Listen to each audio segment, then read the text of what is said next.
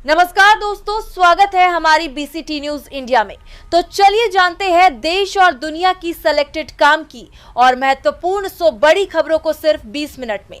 तो अभी तक आपने इस वीडियो को लाइक नहीं किया तो लाइक कर दीजिए और आप इस वीडियो को कहां से देख रहे हैं कमेंट करके जरूर बताइएगा। सीजफायर के बाद ट्रंप का टैरिफ अटैक, ईरान को हथियार देने वाले देशों पर लगेगा 50% अधिक शुल्क। अमेरिका ईरान सीजफायर के बाद अमेरिकी राष्ट्रपति डोनाल्ड ट्रंप ने ईरान को सैन्य हथियार सप्लाई करने वाले देशों को चेतावनी दी है। सीजफायर के बाद ईरान के तेल भंडार पर हमला, तेहरान ने यूएई और कुवैत पर गिराई मिसाइल। ईरान और अमेरिका के बीच सीजफायर के ऐलान के कुछ ही घंटों बाद खाड़ी क्षेत्र में अशांति फैल गई। ईरान के अलावान द्वीप पर तेल ठिकानों पर हमला हुआ, जिसके बाद ईरान ने यूएई और कुवैत पर मिसाइल और ड्रोन से हमले किए।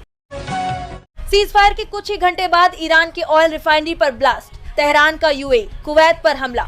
न्यूज एजेंसी एपी ने ईरानी मीडिया के सरकारी टेलीविजन का हवाला देते हुए बताया कि यह हमला सीजफायर की घोषणा के कुछ ही घंटों बाद हुआ है।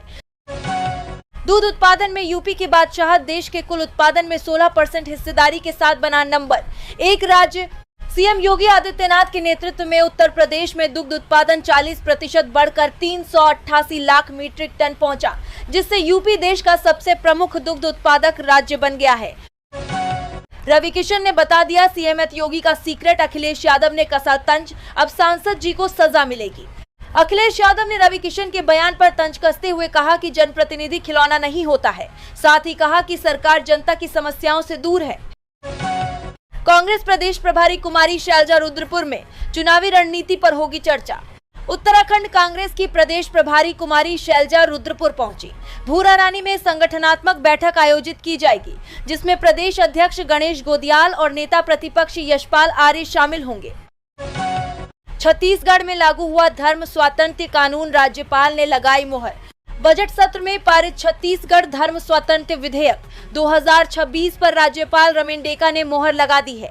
ऐसे में राज्य में नए कानून अब लागू हो गया है। अब मतांतरण से पहले प्राधिकृत अधिकारी के पास आवेदन करना होगा। दिल्ली में एटीएम धोखाधड़ी का मास्टरमाइंड गिरफ्तार, 50 से ज्यादा लोगों को बनाया निशाना। क्राइम ब्रांच ने दिल्ली में एटीएम धोखाधड़ी के सरगना रवि कुमार भारती को गिरफ्तार किया है। यह गिरोह एटीएम में कार्ड फंसाकर और पीड़ितों को झांसा देकर उनके खातों से पैसे निकालता था। असम चुनाव की केमिस्ट्री, 50 सालों में कैसे बदला चुनावी समीकरण, हेमंत का लगेगा दांव या कांग्रेस के हाथ लगेगी सत्ता।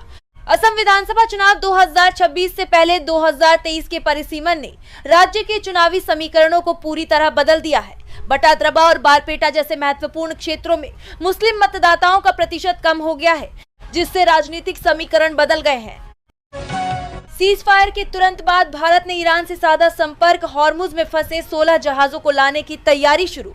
पश्चिम एशिया में ईरान अमेरिका सीजफायर के बाद भारत ने ईरान से संपर्क साधा है। इसका उद्देश्य हॉर्मुज के पश्चिम में फंसे अपने तेल और गैस जहाजों को वापस लाना है, जिनमें 2 लाख टन से अधिक एलपीजी है। भारत ने कहा, अमेरिका ईरान सीजफायर के चलते हॉर्मुज से बिना रुकावट व्यापार की उम्मीद बढ़ी। भारत ने मध्य पूर्व संघर्ष विराम का स्वागत किया है। उम्मीद है कि इससे पश्चिम एशिया में स्थायी शांति आएगी। विदेश मंत्रालय ने तनाव कम करने, बातचीत और कूटनीति की आवश्यकता पर जोर दिया। हमें रिव्यू करने का अधिकार, सबरीमाला केस में एससी की अहम टिप्पणी, क्यों किया सती प्रथा का जिक्र। सुप्रीम कोर्ट ने सबरीमला मंदिर में महिलाओं के प्रवेश मामले की सुनवाई के दौरान कहा कि उसे धार्मिक प्रथाओं में अंधविश्वास की जांच का अधिकार है। कोर्ट ने सती प्रथा जैसे उदाहरण दिए, जबकि सरकार ने तर्क दिया कि अदालतें धार्मिक ज्ञान के बिना अंधविश्वास तय नहीं कर सकती। सदी का सबसे ताकतवर सुपर एल नीनो, सूखा, बाढ़ और हीट वेव से जूझेगी दुनिया। भारत के मानसून पर क्या पड़ेगा असर।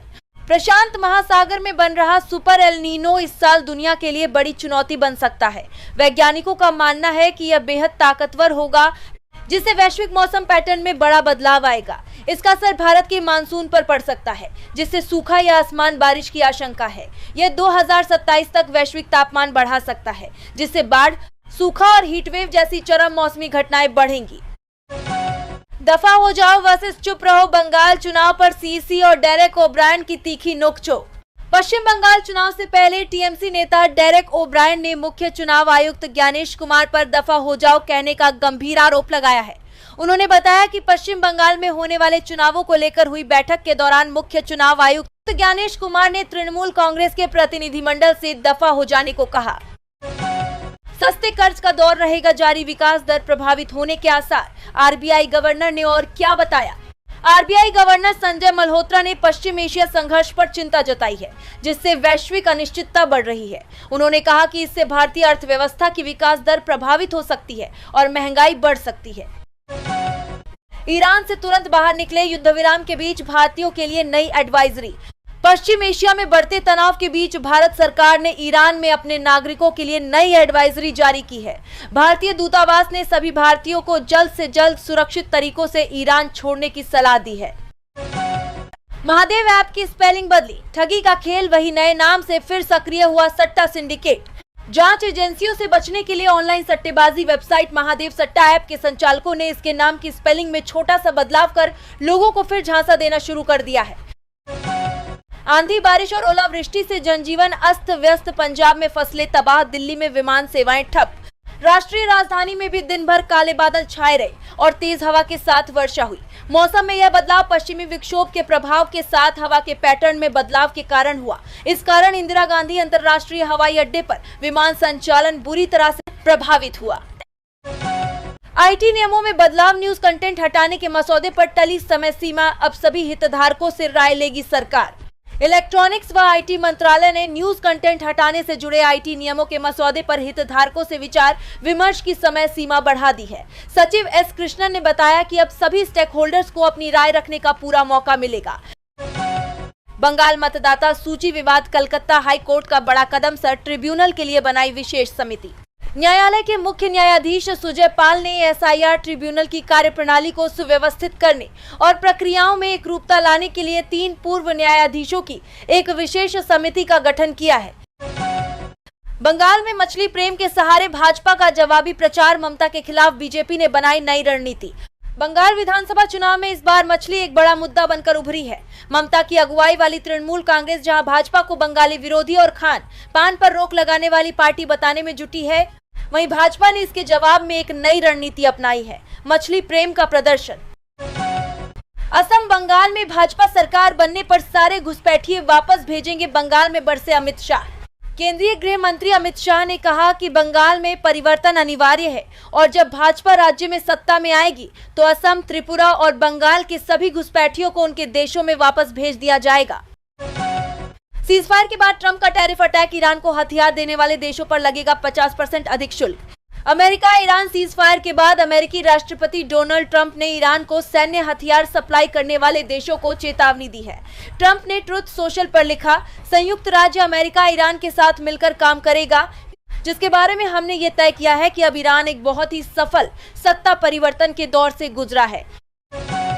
यूएसएसईसी केस में अदानी के लिए आई गुड न्यूज, अमेरिकी अदालत ने मंजूर की रिश्वत मामले को खारिज करने वाली याचिका।